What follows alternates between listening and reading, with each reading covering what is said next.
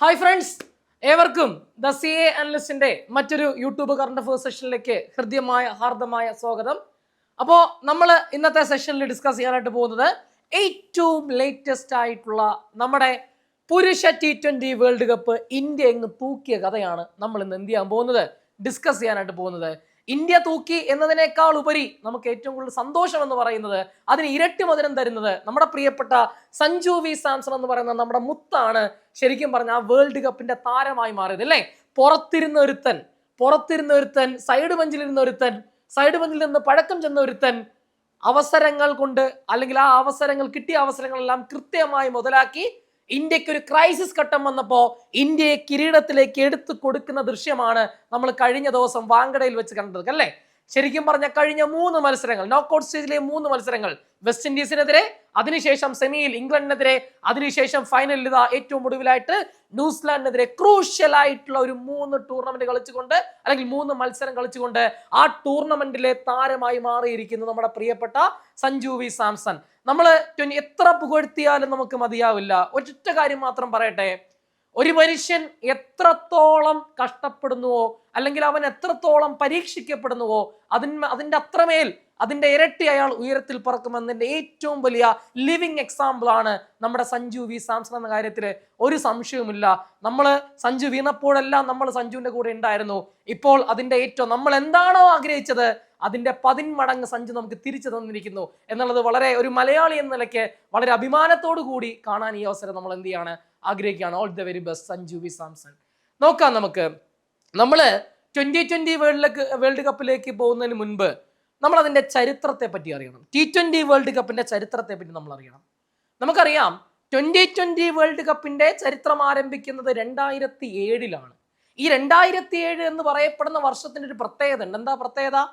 ഈ 2007 വേൾഡ് കപ്പില്, അന്ന് ശരിക്കും പറഞ്ഞ ഏകദിന വേൾഡ് കപ്പ്, 2007 ഏകദിന വേൾഡ് കപ്പ് നടക്കാണ്. ആ ഏകദിന വേൾഡ് കപ്പില് ശരിക്കും പറഞ്ഞ രാഹുൽ ദ്രാവിഡ് നയിച്ച ടീം വളരെ താരങ്ങളാൽ സമ്പന്നമായിരുന്നു. ആ ടീമിൽ ശരിക്കും പറഞ്ഞു കഴിഞ്ഞാൽ അന്ന് ഒരു കപ്പ് ഉയർത്താൻ പോകുന്ന എല്ലാ ടീമും, എന്താ പറയാ, കോപ്പുകളും നമ്മുടെ കയ്യിലുണ്ട്. സച്ചിനുണ്ട്, അതേ കണക്ക് തന്നെ ഗാംഗുലി ഉണ്ട്, ദ്രാവിഡാണ് ക്യാപ്റ്റൻ, അതുപോലെ തന്നെ അന്നത്തെ കിടിലമായിട്ടുള്ള സഹീർ ഖാൻ ഉണ്ട്, ഹർഭജൻ ഉണ്ട്, അതേ കണക്ക് തന്നെ ഒരു വൻ താരനിരയാണ്. ധോണി ആ ടീമിനകത്തുണ്ട്. അങ്ങനെ വലിയൊരു താരനിരയുമായിട്ട് നമ്മൾ ലോകകപ്പിന് പോവുകയാണ്. എന്റെ പ്രിയപ്പെട്ട സുഹൃത്തുക്കൾ, അന്ന് ഇന്ത്യൻ പ്രേക്ഷകരെ സംബന്ധിച്ചിടത്തോളം, അല്ലെങ്കിൽ ഇന്ത്യൻ കാണികളെ സംബന്ധിച്ചിടത്തോളം കിരീടത്തിൽ കുറഞ്ഞ് നമ്മളൊന്നും എന്ത് ചെയ്യുന്നില്ല, അന്ന് നമ്മൾ ആഗ്രഹിക്കുന്നില്ല. എന്നാൽ ആ വേൾഡ് കപ്പിൽ സംഭവിച്ചെന്ന് പറഞ്ഞാൽ ചരിത്രത്തിലാദ്യമേ, നമ്മൾ ഒരുപക്ഷെ ഇത്രയും പിൻവാങ്ങിയ, തകർന്നടിഞ്ഞ ഒരു ലോകകപ്പ് അടുത്തങ്ങ് ഉണ്ടായിട്ടില്ല.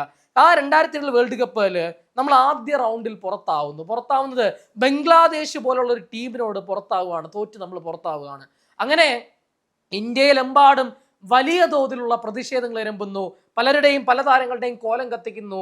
രാഹുൽ ദ്രാവിഡിന്റെ ക്യാപ്റ്റൻസി തെറിക്കുന്നു. ഈ പറയുന്ന കണക്ക് സച്ചിന്റെ കോലം കത്തിക്കുന്നു, ധോണിയുടെ കോലം കത്തിക്കുന്നു.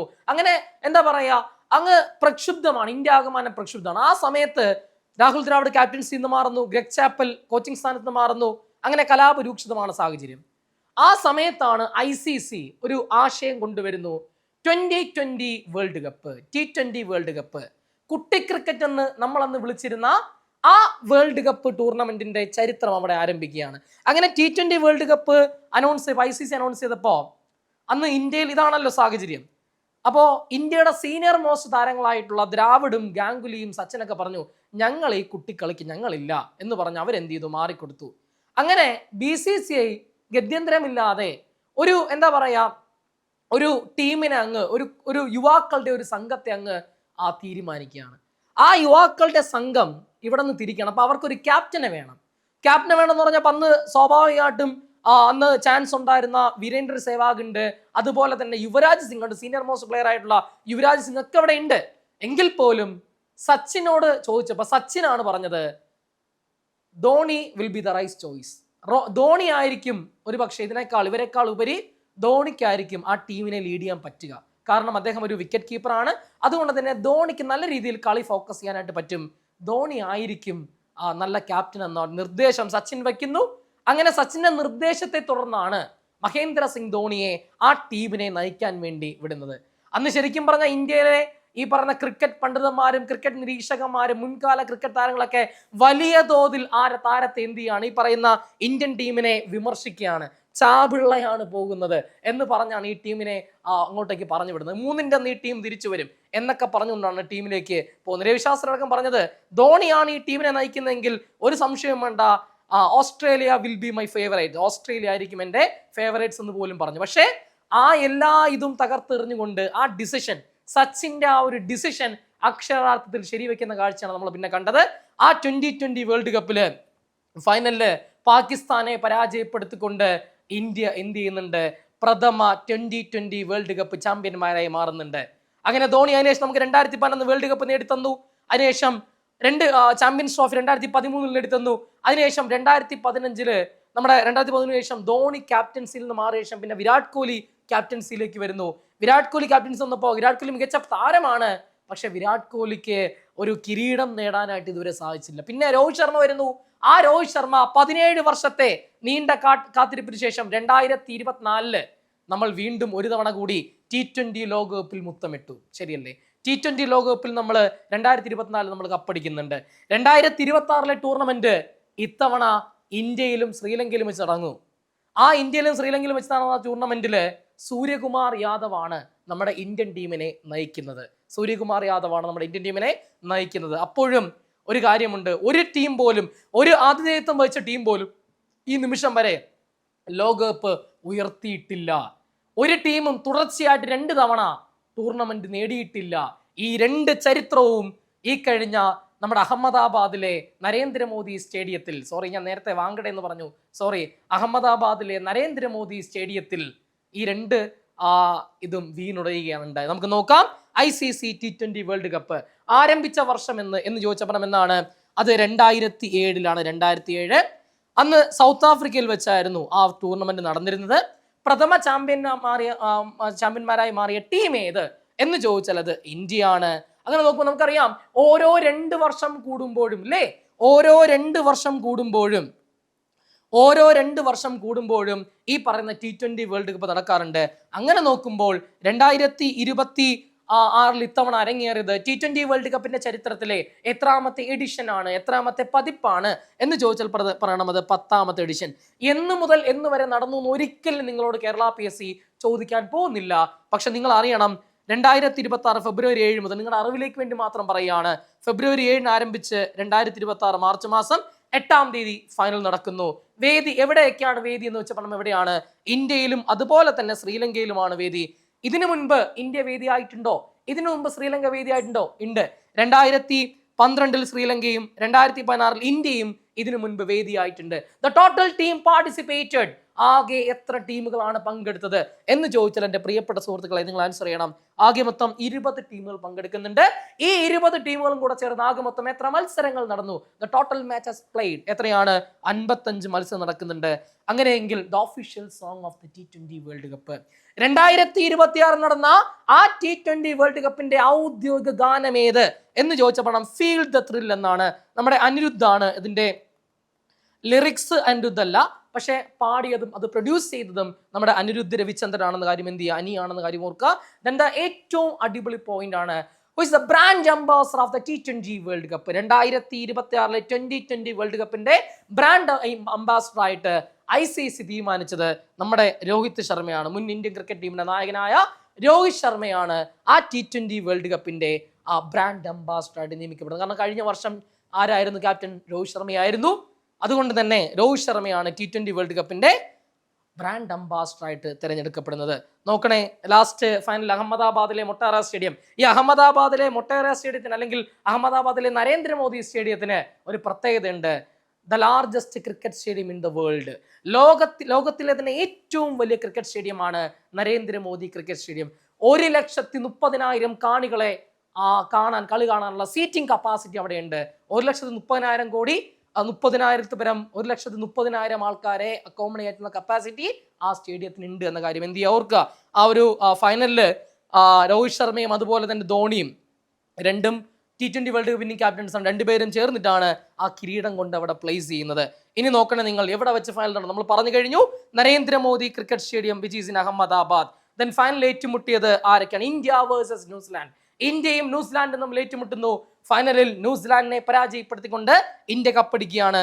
മൂന്നാമത് കിരീടം ഇതോടുകൂടി ഇന്ത്യയുടെ മൂന്നാമത് കിരീടം. ഇന്ത്യ ആദ്യം കപ്പടിച്ചത് 2007 അന്ന് ധോണിയാണ് ക്യാപ്റ്റൻ. അതിനുശേഷം 2024 രോഹിത് ശർമ്മയാണ് ക്യാപ്റ്റൻ. 2007 ധോണിയാണ് ക്യാപ്റ്റൻ. ദെൻ അഗെയിൻ 2026 ക്യാപ്റ്റൻ നമ്മുടെ സൂര്യകുമാർ യാദവ്. അപ്പൊ റണ്ണറപ്പ് ന്യൂസിലാൻഡ് ആണ്. ഇന്ത്യൻ ടീമിന്റെ captain of the Indian cricket team ആരെന്ന് വെച്ചാൽ പണ്ടമാരാണ്? അത് സൂര്യകുമാർ യാദവ് ആണ്. ദെൻ ഇന്ത്യൻ ക്രിക്കറ്റ് ടീമിന്റെ കോച്ച് ആര്, പരിശീലകൻ ആര് എന്ന് ചോദിച്ചപ്പോൾ അത് ഗൗതം ഗംഭീർ ആണെന്ന് കാര്യം ഓർക്കുക. Then who is a New Zealand captain? റണ്ണറപ്പായ ന്യൂസിലാൻഡ് ടീമിനെ നയിച്ച ന്യൂസിലാൻഡ് ടീമിന്റെ ക്യാപ്റ്റന്റെ പേരെന്ത് എന്ന് ചോദിച്ചപ്പോൾ എന്താണ്? അത് മിച്ചൽ സാനർ എന്നാണ്. ശരിക്കും പറഞ്ഞാൽ ഞങ്ങൾക്ക് എല്ലാ ക്രിക്കറ്റിനെ അറിയുന്നവർക്ക് അറിയാം, നമുക്ക് ചെറിയൊരു പേടി ഉണ്ടായിരുന്നു. കാരണം അഹമ്മദാബാദിലെ മൊട്ടേറ സ്റ്റേഡിയം എന്ന് പറയുന്നത് നമുക്കത്ര നല്ല ഭാഗ്യമുള്ള ഒരു സ്റ്റേഡിയം ഒന്നും അല്ല. കാരണം 2 കൊല്ലം മുമ്പ് 2023 ഇതേ വേൾഡ് കപ്പിലാണ് നമ്മൾ ഫൈനലിൽ ആരോട് പരാജയപ്പെടുന്നത്? ഈ പറയുന്ന ഓസ്ട്രേലിയയോട് പരാജയപ്പെട്ട് തലകുനിച്ചു കൊണ്ട ഇന്ത്യൻ ടീമിന് സൂര്യകുമാർ യാദവിനൊക്കെ വലിയ രീതിയിൽ വിമർശനം നടന്ന ഒരു വേൾഡ് കപ്പ് ആയിരുന്നു 2021 വേൾഡ് കപ്പ്. അതേ കാണികൾ, അതേ 1,30,000 വരുന്ന ജനങ്ങളെ സാക്ഷിയാക്കിക്കൊണ്ട് സൂര്യകുമാർ യാദവ് ചരിത്രം കുറിക്കുകയാണ്. സൂര്യകുമാർ യാദവ് ആ കിരീടം ഉയർത്തി. എവിടെയാണോ താൻ വീണത് അതേ സ്ഥലത്ത് സൂര്യകുമാർ യാദവ് ഒരു സൂര്യനെ പോലെ ഉദിച്ചുയരുന്ന കാഴ്ചയാണ് നമ്മൾ എന്ത് ചെയ്ത് അവിടെ കാണുന്നത്. Then who is the chairman of the ICC chairman ആര്? ജയ്ഷ. അമിത്ഷായുടെ മോനാണ് കേട്ടോ ജയ്ഷ. അപ്പോൾ ജയ്ഷയാണ് ഈ പറയുന്ന ICC ചെയർമാൻ എന്ന് പറയുന്നത്. ദെൻ BCCI എന്താ? BCCI board of control four cricket in India. Indian ക്രിക്കറ്റിനെ നിയന്ത്രിക്കുന്ന ആ ഒരു സ്ഥാപനമാണ് BCCI എന്ന് പറയുന്നത്, അല്ലെങ്കിൽ board of control four cricket in India എന്നറിയപ്പെടുന്നത്. ആ BCCI പ്രസിഡന്റ് ആര് എന്ന് ചോദിച്ചാൽ പറഞ്ഞത് മിഥുൻ മൻഹാസ് ആണ്. ആ BCCI വൈസ് പ്രസിഡന്റ് ആര് എന്ന് ചോദിച്ചുള്ളത് രാജീവ് ശുക്ലയാണ്. ദെൻ BCCI സെക്രട്ടറി ആര് എന്ന് ചോദിച്ചുള്ളത് ദേവ്ജിത്ത് സായിക്കിയാണെന്ന കാര്യം എന്ത് ചെയ്യുക, ഓർക്കുക. Then the winning captain Suryakumar Yadav and Mitchell Santner of New Zealand. ആ രണ്ടുപേരുടെയും ചിത്രം നിങ്ങൾക്ക് അവിടെ കാണാം. ദെൻ ഇന്ത്യൻ ടീം കപ്പടിച്ചിരിക്കുന്ന ദൃശ്യമാണ് നിങ്ങൾ കാണുന്നത്. ശരിക്കും പറഞ്ഞാൽ ഈ ഒരു പിക്ചർ ശരിക്കും പറഞ്ഞാൽ കുറെ തപ്പിയിട്ടാണ് കിട്ടിയത്. കാരണം എന്താ അറിയോ? കാരണം സഞ്ജുവിനെ എവിടെ നോക്കിയാലും സഞ്ജുവിനെ കാണാനില്ല. സഞ്ജു ഒരു സൈഡിൽ ഇങ്ങനെ മൂലയ്ക്ക് നിൽക്കുകയാണ്. കുറേ ഇടത്ത് ഞാൻ തപ്പിയിട്ടാണ് സഞ്ജു ഉള്ളൊരു ഫോട്ടോ അങ്ങോട്ട് കിട്ടിയത്. അപ്പോൾ സഞ്ജുവിനെ നിങ്ങൾക്ക് അവിടെ ഒരു സൈഡ് എന്ത് ചെയ്യാം, കാണാം. യെസ്. ഇതിനടുത്ത പോയിന്റ്, ഫൈനലിലെ താരമാര് എന്ന് ചോദിച്ചപ്പോൾ അത് ജസ്പ്രീത് ബുംറ അല്ലേ? Jasprit Bumrah, one of the greatest bowler in the history of India. Jasprit Bumrah, അദ്ദേഹമാണ് ഫൈനലിലെ താരം. ഇനി ടൂർണമെന്റിലെ താരമായി മാറുന്നത് നമ്മുടെ പ്രിയപ്പെട്ട സഞ്ജു വി സാംസൺ ആണ്. നിങ്ങൾ മനസ്സിലാക്കേണ്ടത് ബുംറയെ കാണാം, ദെൻ സഞ്ജുവിന്റെ റെക്കോർഡ് ഇവിടെ കാണാം. ശരിക്കും പറഞ്ഞാൽ ഫൈനലിൽ നമ്മൾ ആഗ്രഹിച്ചാണ്, ഒരു 16ാമത്തെ ഓവർ വരെ നമ്മൾ ആഗ്രഹിച്ചാണ് മിക്കവാറും ഫൈനലിലെ താരവും ആര് തന്നെ ആയിരിക്കും, സഞ്ജു തന്നെ ആയിരിക്കും എന്ന് നമ്മൾ. കാരണം നമ്മുടെ വെസ്റ്റ് ഇൻഡീസിനെതിരെയുള്ള നോക്കൌട്ട് ടൂർണമെന്റിലും അതിനുശേഷം ഇംഗ്ലണ്ടിനെതിരെയുള്ള സെമിയിലും സഞ്ജു ആയിരുന്നു മാൻ ഓഫ് ദി മാച്ച്. ഫൈനലിലും സഞ്ജു ഒരു 89 റൺസ് നേടിയിട്ടുണ്ട്. അപ്പൊ സഞ്ജു ആയിരിക്കും നമ്മൾ പ്രതീക്ഷ. പക്ഷെ അവിസ്മരണീയനായി ബൂംറ വന്നിട്ട് 4 വിക്കറ്റ് എടുക്കുന്നു. അങ്ങനെ ബൂംറ മാൻ ഓഫ് ദ മാച്ചായി മാറുന്നു. ദെൻ ടൂർണമെന്റിലെ താരം സഞ്ജു വി സാംസൺ. വെറും 5 കളികളിൽ നിന്ന്, വെറും 5 മത്സരം കളിച്ച സഞ്ജു ആണ് 80.25 ആവറേജിൽ 320 റൺസ് എടുത്തത്. സ്ട്രൈക്ക് റേറ്റ് 200, ഏകദേശം 200, 199.3, അതായത് ഒരു പന്തിൽ 2 റൺസ്, ആ രീതിക്ക് ഒരു പന്തിൽ 2 റൺസ് എന്ന രീതിയിൽ സ്കോർ ചെയ്യുന്നുണ്ട്. 350, ഹൈ സ്കോർ 97 ആണ്. അപ്പോൾ ഇനി ഏറ്റവും കൂടുതൽ റൺസുകൾ നേടിയ താരം എന്നറിയപ്പെടുന്നത് പാകിസ്ഥാന്റെ താരമാണ്. 383 റൺസുകൾ നേടിക്കൊണ്ട് Sahibzada Farhan, the most runs in the tournament. Then most wickets taken by a bowler, 2 പേരാണ്. Jasprit Bumrah 14 wicket, Varun Chakravarthy 14 wicket. 2 പേരും ഇന്ത്യൻ താരങ്ങളാണ്. ജസ്പ്രീത് ബുംറയും അതുപോലെ തന്നെ വരുൺ ചക്രവർത്തിയും 2 പേരും 14 വിക്കറ്റ് വീതം നേടുന്നുണ്ട്. ദെൻ നോക്കണേ ഇന്ത്യൻ നേട്ടങ്ങൾ. ഈ ലോകകപ്പ് നേടിയോടുകൂടി ഇന്ത്യയുടെ നേട്ടങ്ങൾ എന്ത് എന്നാണ് ചോദ്യം. ഇന്ത്യയുടെ നേട്ടങ്ങൾ എന്ത് എന്നാണ് പറയുന്നത്. ഏറ്റവും കൂടുതൽ തവണ T20 കിരീടം നേടിയ ടീമായി നമ്മുടെ സ്വന്തം ഇന്ത്യ മാറുന്നു. 3 തവണ ഇന്ത്യ T20 ചാമ്പ്യൻഷിപ്പിൽ മുത്തമിടുന്നുണ്ട്. ആദ്യം 2007, പിന്നെ 2024, പിന്നെ ഇപ്പോൾ 2026. ഇതാദ്യമായിട്ടാണ് ഒരു ടീം 3 മത്സരങ്ങൾ അല്ലെങ്കിൽ 3 ടൂർണമെന്റ് നേടുന്നത് എന്ന കാര്യം ഓർക്കുക. അടുത്ത പോയിന്റ്, തുടർച്ചയായി 2 കിരീടങ്ങൾ നേടുന്ന ആദ്യ ടീമായി നമ്മുടെ സ്വന്തം ഇന്ത്യ മാറുന്നു. അതുപോലെ തന്നെ ആതിഥേയത്വം വഹിച്ചൊരു ടീം ഇതുവരെ കിരീടം നേടിയിട്ടില്ല എന്ന റെക്കോർഡ് ഇതോടുകൂടി പഴങ്കഥയായി മാറുന്നു. കിരീടം നേടുന്ന ആതിഥേയ രാജ്യമായി മാറുന്നു ഈ പറയപ്പെടുന്ന ഇന്ത്യ.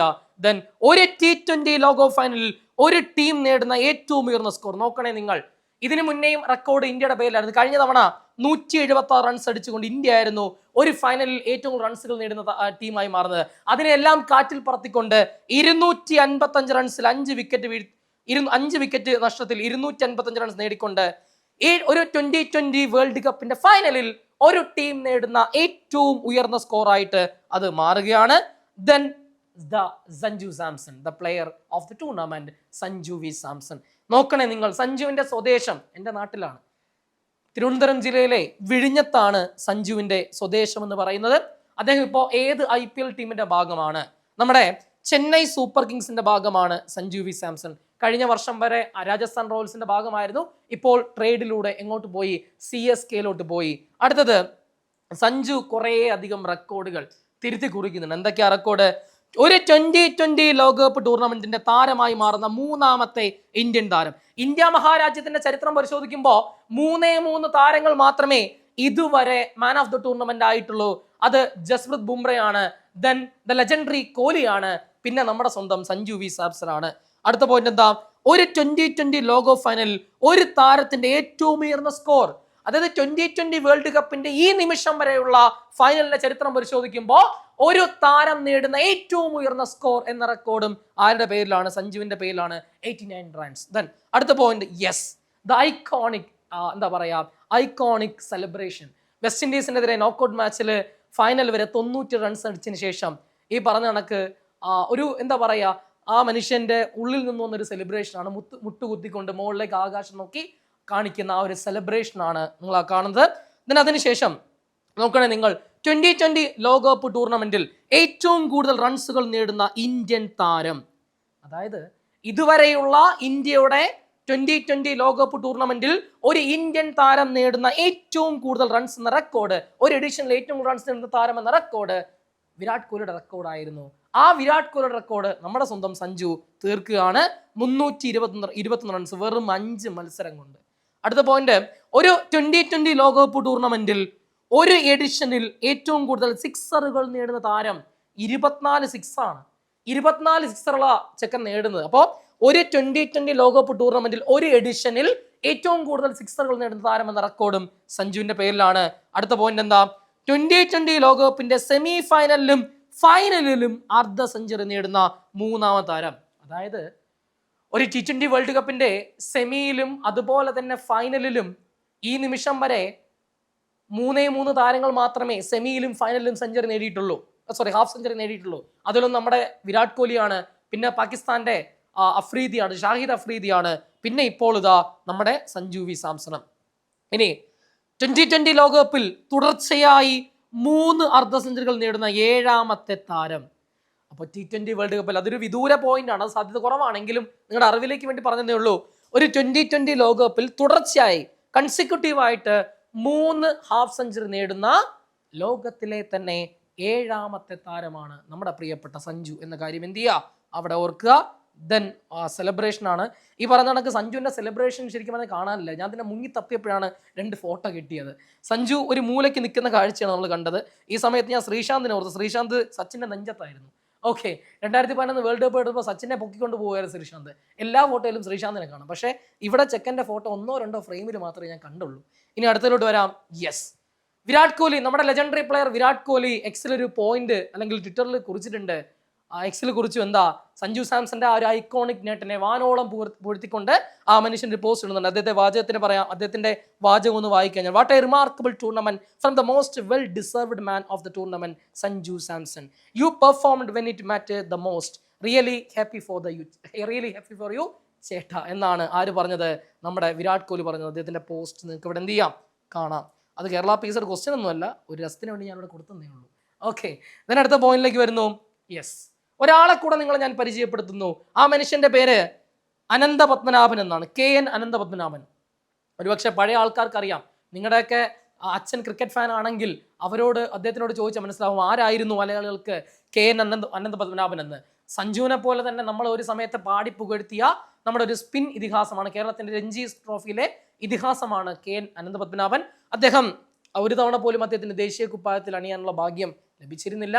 പക്ഷെ അദ്ദേഹത്തിന്റെ എന്താ പറയുക, ആ ഒരു ആഗ്രഹം നിറവേറുന്നു. അമ്പയറിലൂടെ ചരിത്രത്തിൽ ആദ്യമായിട്ട് 2020 ലോകകപ്പ് മത്സരം നിയന്ത്രിച്ച ആദ്യ മലയാളി അമ്പയറായി മാറുന്നു നമ്മുടെ സ്വന്തം KN അനന്തപത്മനാഭൻ. ഓർത്തു വെക്കണേ. അപ്പൊ 2020 ലോക മത്സരം നിയന്ത്രിച്ച ആദ്യ മലയാളി അമ്പയറായി മാറുന്നു KN അനന്തപത്മനാഭൻ എന്ന കാര്യം എന്ത് ചെയ്യുക, അവിടെ ഓർക്കുക.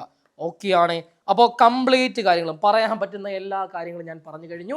ഓക്കെ ആണ്. നിങ്ങൾക്ക് എല്ലാ കാര്യങ്ങളും കൃത്യമായി കിട്ടി എന്നാണ് ഞാൻ പൂർണ്ണമായും വിശ്വസിക്കുന്നത്. അപ്പോൾ നമ്മളെ ഇതിൻ്റെ നോട്ടും മറ്റു കാര്യങ്ങളൊക്കെ ലഭിക്കാൻ വേണ്ടിയിട്ട് നിങ്ങൾക്ക് എന്ത് ചെയ്യുക, നമ്മുടെ ടെലഗ്രാം ചാനലിൻ്റെ പേര് ദ CA അനലിസ്റ്റ് എന്നാണ്. അതിനകത്തോട്ട് എന്ത് ചെയ്യുക, നിങ്ങളൊന്ന് ജോയിൻ ചെയ്യുക. അതുപോലെ തന്നെ നിങ്ങൾക്ക് നമ്മുടെ ക്ലാസ്സുകൾ ഇഷ്ടമായെങ്കിൽ എന്ത് ചെയ്യുക, നിങ്ങളുടെ സുഹൃത്തുക്കളിലേക്ക് ഷെയർ ചെയ്യണം എന്നും കൂടെ പറയട്ടെ. അതുപോലെ തന്നെ ഒരു കാര്യം കൂടെ പറഞ്ഞ് ഞാൻ വൈൻഡപ്പ് ചെയ്യുന്നു. സഞ്ജു സാംസൺ എന്ന് പറയപ്പെടുന്ന മനുഷ്യൻ നമുക്ക് നൽകുന്ന വലിയൊരു പാഠമുണ്ട്. അദ്ദേഹം എത്ര പരാജയങ്ങൾ വന്നാലും കഠിനമായി എന്ത് ചെയ്തു, പ്രയത്നിച്ചു. നമ്മുടെ അവസരം വരും, നമ്മുടെ അവസരം തീർച്ചയായും വരും. ആ അവസരത്തിന് വേണ്ടി എന്ത് ചെയ്യുക, വെയിറ്റ് ചെയ്യുക, കഠിനാധ്വാനം ചെയ്യുക. Thank you very much.